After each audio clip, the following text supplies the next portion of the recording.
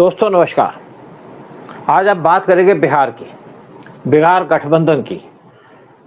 राहुल गांधी और तेजस्वी यादव ये बिहार के अंदर 70 कॉन्स्टिट्यूएंसी में घूमे और बहुत शोर मचाया इन्होंने, वोट चोर, वोट चोर, वोट चोर।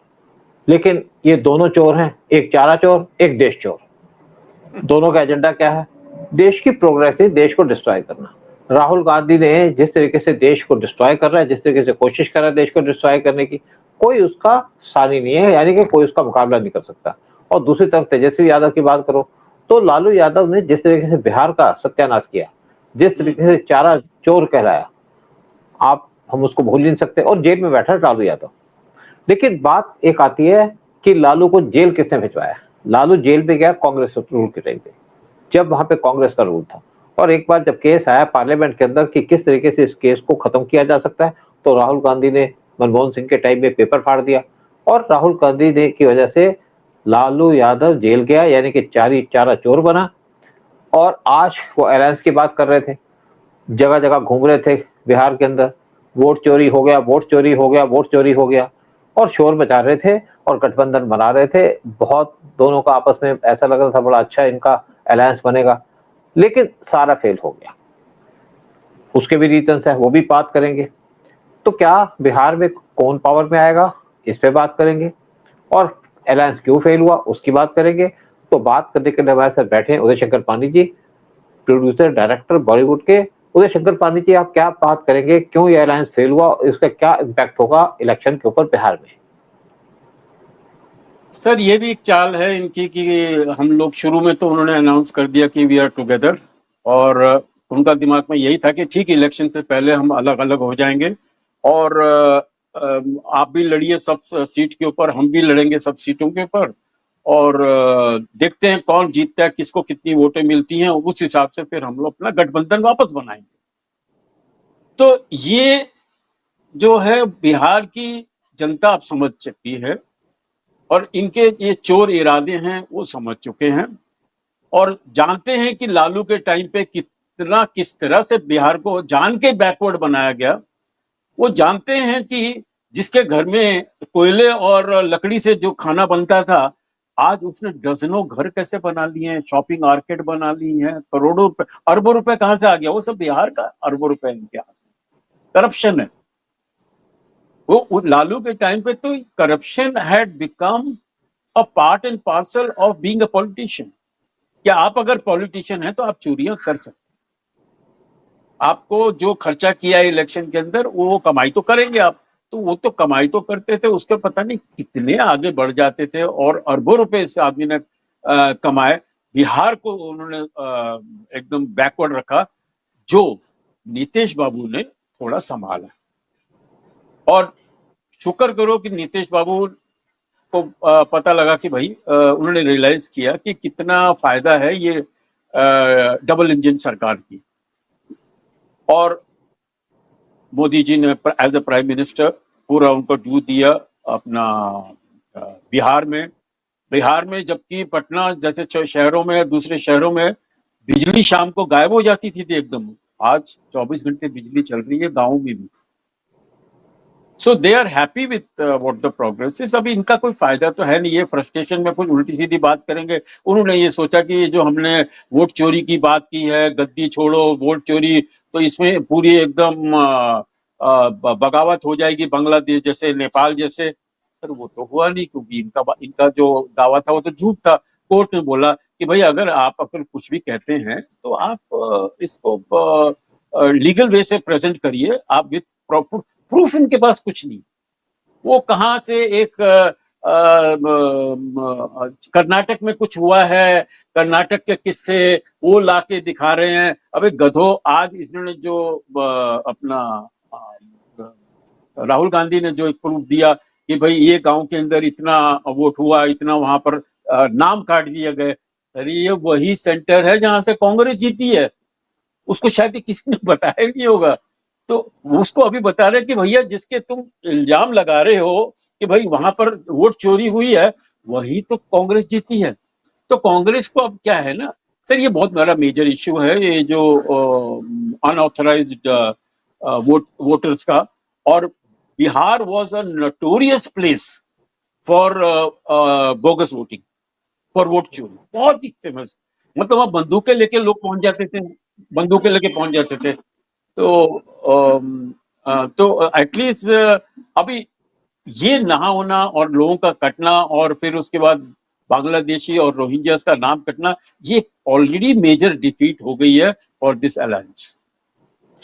बिल्कुल, देखिए इसमें मैं एक बात कहूंगा यहाँ पे कि जो अलायंस बन रहा था, बातें हो रही थी, ये था कि मिलके इलेक्शन लड़ेंगे, लेकिन डिफरेंस कहाँ से आ गए? जो पिछली अगर बात करें, पिछली इनकी जो असेंबली की जो कॉन्स्टिट्यूएंसी है उसमें क्या पोजीशन थी, उसमें सबसे बड़ी पार्टी थी आरजेडी, लालू यादव की पार्टी, जिसके पास 75 सीटें थी। कांग्रेस के पास 74 थी, बीजेपी के पास 74 थी, उससे एक कम थी, और जेडीयू के पास नीतीश यादव, उसके पास 43 थी, और कांग्रेस के पास 19 सीटें थी, बाकी दोनों बटी हुई थी। और जो तेजस्वी यादव है वो कांग्रेस को ब्लेम करे कि तुम्हारी वजह से इलेक्शन हारे, और नेचुरल बात है कि अगर कांग्रेस यहाँ पे 19 को छोड़ करके 39 सीटें जीत जाती, 20 सीटें जीत जाती, तो यहाँ पे गवर्नमेंट बीजेपी की नहीं होती, नीतीश की नहीं होती, गवर्नमेंट होती तेजस्वी यादव की, यानी कि लालू यादव की, क्योंकि वहां पे कास्टिज्म बहुत ज्यादा है। और इस टाइम पे जो कांग्रेस ने इलेक्शन लड़े थे वो लड़े थे 70 सीटों पे, उनमें से सिर्फ 90 सीटें, 19 सीटें जीते, और तेजस्वी यादव ने 144 के करीब सीटों पे इलेक्शन लड़े थे, उसमें से जीते उनको सीटें मिली 75, यानी कि इनका करीब 50% का वो था, और कांग्रेस का था हार्डली 20% का जो विक्ट्री मार्जिन था, या 25% का होगा। तो यहाँ पे दोनों में डिफरेंस ये है कि अब ये चाहता था तेजस्वी यादव कि मेरे को नॉमिनेट किया जाए फ्यूचर सीएम फेस, लेकिन कांग्रेस ने मना कर दिया, कहते हैं वो तो इलेक्शन के बाद डिसाइड करेंगे। तो यहीं पे इनका गठबंधन खत्म हो गया, और तेजस्वी यादव ने कहा मैं सारी की सारी 243 सीटों पे इलेक्शन लड़ूंगा। और दूसरी तरफ मांझी जो है, एक और जो पार्टी मांझी की है, उसने कहा वो 20, कहता है मुझे अगर 20 सीटें नहीं मिलेगी तो मैं 100 पे इलेक्शन लड़ूंगा। तो यहाँ पे गठबंधन तो फुस हो गया सारा।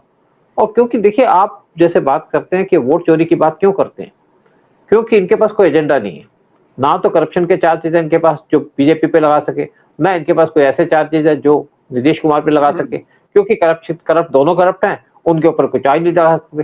फिर ऑपरेशन सिंदूर की बात भी नहीं करेंगे, क्योंकि उसको क्रिटिसाइज करते रहे, और ऑपरेशन सिंदूर की बात करेंगे तो खुद फंस जाएंगे, क्योंकि उसके ऊपर सब लोग जानते हैं किस तरीके से बीजेपी है, किस तरीके से मोदी ने देश को प्रोग्रेस किया, और किस तरीके से पाकिस्तान के 9 टेरर कैंप पे अटैक किया, किस तरीके से पाकिस्तान के 9 एयर बेसिस को डिस्ट्रॉय कर दिया, और 3 मिलिट्री इंस्टॉलेशन को डिस्ट्रॉय कर दिया, और पाकिस्तान को घुट्टे पे ला दिया। तो इनके पास कोई नेशनल इश्यूज नहीं है, इनके पास कोई इंटरनेशनल इश्यूज भी नहीं है बीजेपी को घेरने का।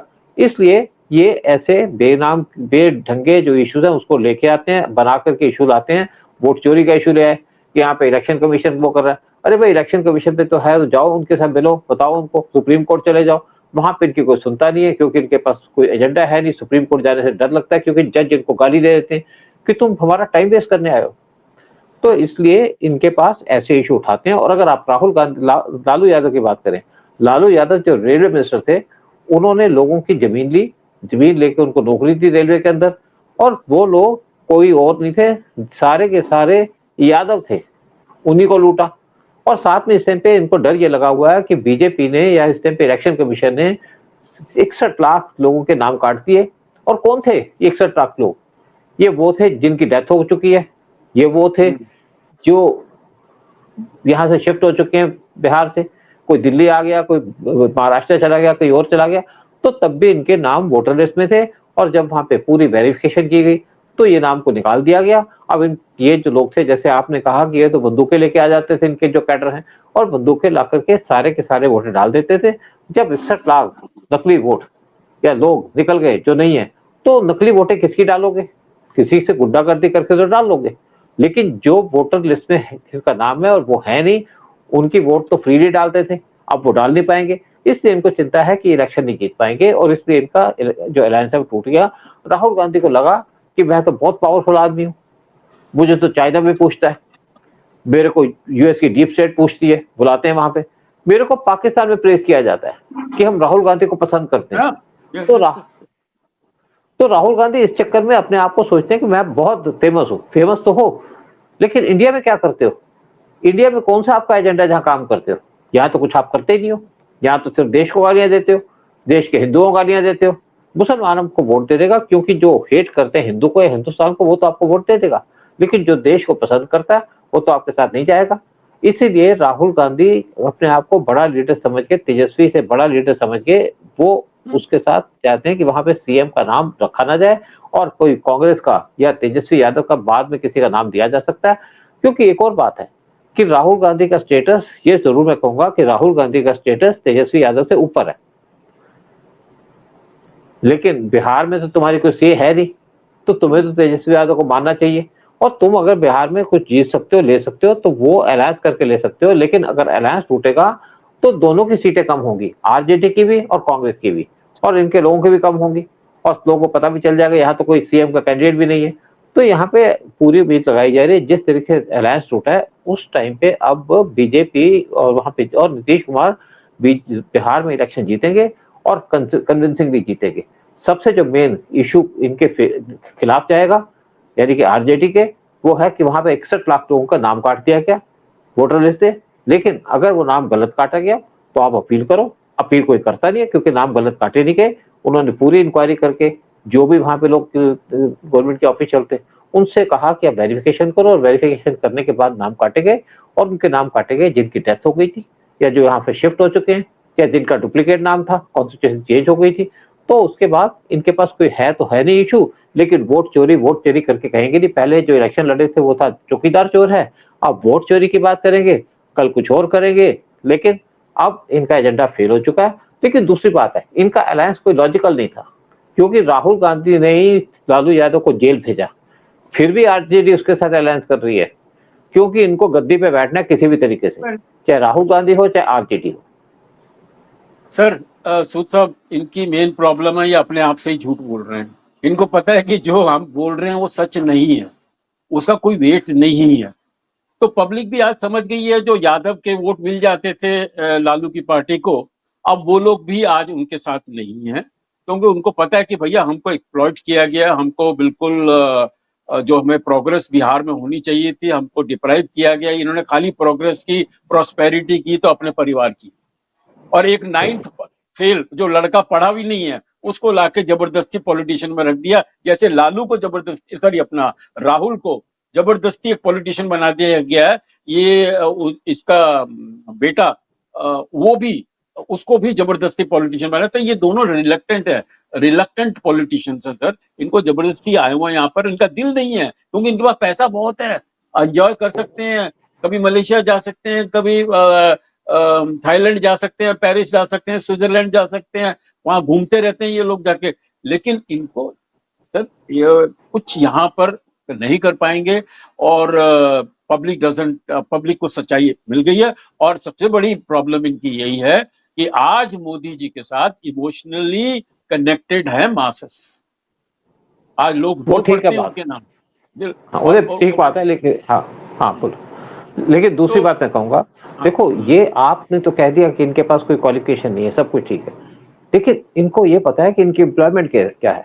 इनकी नौकरी यही है कि ये पॉलिटिक्स में रहेंगे, लूटेंगे, पीटेंगे और क्या देश को बर्बाद करेंगे और पैसा कमाएंगे। देखिए 99 का चक्कर बहुत बुरा होता है। आपके पास 99 तो आप कहते हैं कि 199 आ जाए, 199 आएगा तो आप कहेंगे 299 आ जाए।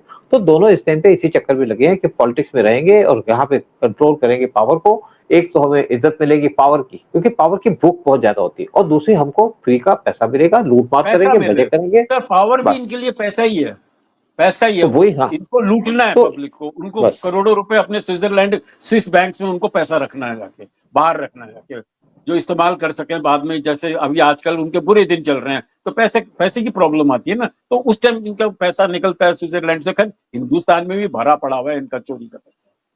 बहुत बड़ा हुआ। चलिए ठीक है, जो यही कह रहे हैं कि अब जो है इलेक्शन होगा बिहार का 243 सीटों पे, और उम्मीद यही लगाई जा रही है कि बीजेपी और नीतीश कुमार अलायंस जीतेंगे, इनका एनडीए का अलायंस जीतेगा, और ये दोनों के दोनों, चाहे आरजेडी हो चाहे कांग्रेस हो, ये उसी तरीके से रगड़ते रहेंगे, क्योंकि इनके पास एजेंडा कोई नहीं है, इनके पास कोई इशू नहीं है, इनके पास कोई एक ऐसा नहीं बात कर सकते कि पब्लिक को क्या बात करें।